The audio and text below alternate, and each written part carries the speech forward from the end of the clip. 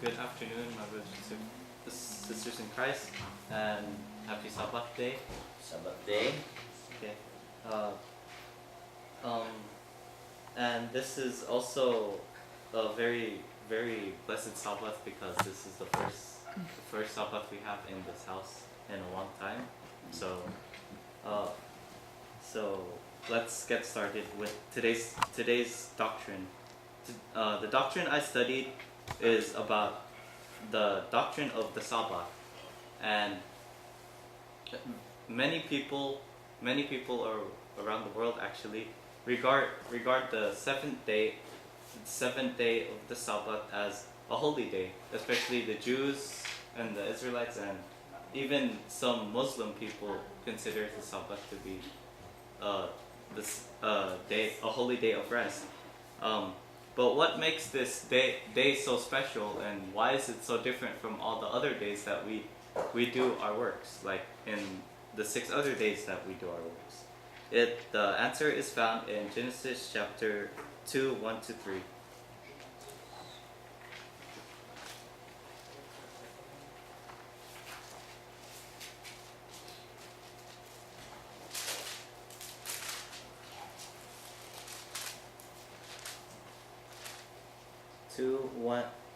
Genesis chapter 2, 1 to 3.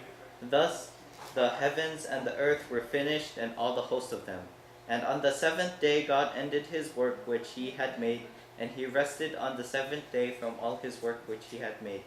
And God blessed the 7th day and sanctified it, because that in it he had rested from all his work which God created and made. So this day, which is the Sabbath, is really blessed because even in the beginning, when God created the world, he made a day, the 7th day, that he made to rest from all the work that he done to give an example to us. But why does God have to give an example specifically on the 7th day? Let's keep on reading in Exodus chapter 28 to 11, where it is also found about the 7th day. Chapter 28 to 11. Remember the Sabbath day to keep it holy. 6 days shalt thou labor and do all thy work. But the 7th day is the Sabbath of the Lord thy God, and it thou shalt not do any work. And thou, nor thy son, nor thy daughter, thy manservant, nor thy maidservant, nor thy cattle, nor thy stranger that is within thy gates. For in 6 days the Lord made the heaven and the earth, the sea and all that in them is, and rested the 7th day. Wherefore the Lord blessed the Sabbath day and hallowed it. So everyone knows that the 10 Commandments are the commandments that were given to Moses to help Israel, or to the commandments of what everyone's supposed to know. And since this is part of the 10 Commandments, then we have to abide by it, especially since it is one of the days that we have to rest, and that God gave an example for us in the beginning, that we have to rest after 6 days of labor, and it's inside his commandments, so we have to follow it. For more readings, we read in Mark chapter 2, verse 27.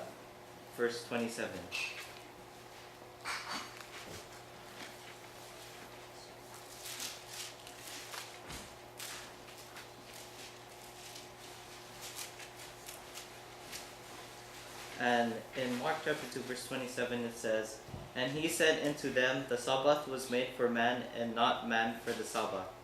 So in this verse, it clearly says that God made this day for us to rest, and not for us to abuse it or do anything that we did about it. So for example, if after 6 days we do our work and all of that, and then in the 7th day we use this day to remember God and his Sabbath and to rest, and it's not created this day wasn't created for us to do anything else except for do what God commanded us to do, which is to rest in the Sabbath day. So if we keep on reading in Luke chapter 4 verse 16, 4 verse 16, it says, he came to Nazareth where he had been brought up, and as his custom was, he went into the synagogue on the Sabbath day and stood up to read. So in this verse, it's referring to Jesus, our head of the church. So even our head of the church, which is Jesus, he also goes to the Sabbath day. And some people actually believe that Jesus did away with the Sabbath day when he came and died on the cross and tried to throw away the laws. But in fact, since the Sabbath day was created during the creation, during the Melchizedek priesthood, and it had nothing to do with the Levitical law, this means that Jesus follows the Sabbath day, and we have to follow Jesus, which means we also have to rest on the Sabbath day and remember the things that God did for us. And if we keep on reading in Hebrews chapter 4, 3 to 11, it'll explain more.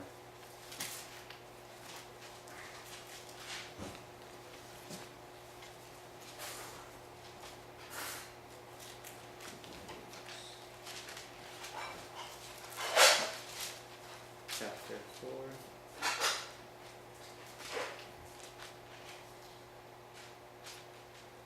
To 11. For we which have believed do enter into rest, as he said, as I have sworn in my wrath, if they shall enter into my rest, although the works were finished from the foundation of the world. For he spake in a certain place of the seventh day on this wise, and God did rest the seventh day from all his works. And in this place again, if they shall enter into my rest, saying, therefore it remaineth that some must enter therein, and they to whom it was first preached entereth not in because of unbelief. Again, he limiteth a certain day, saying in David, today, after so long a time, as it is said, today if you will hear his voice, harden not your hearts. For if Jesus had given them rest, then would he not afterward have spoken of another day? There remaineth therefore a rest to the people of God. For he that is entered into his rest, he also hath ceased from his own works, as God did from his. Let us labor therefore to enter into that rest, lest any man fall after the same example of unbelief. So in these verses, it's clear that after 6 days, we have to follow God's example to rest after we labor. And it also says in this last verse that we have to work. Let us labor, therefore we enter into the rest. That in the 6 days we have to work our hardest, and we have to do what we have to do to keep on working for God. And also in verse 9 it says, there remaineth therefore a rest to the people of God. So if you are true believers of God, then you would have to obey his commandments. Then you have to rest in the seventh day, as it says in the 10 Commandments, as God has given the examples in the beginning, and also how Jesus did when he went to the churches. So that's the last verse of my preaching, and I hope that everyone will remember that the Sabbath day is the day of rest.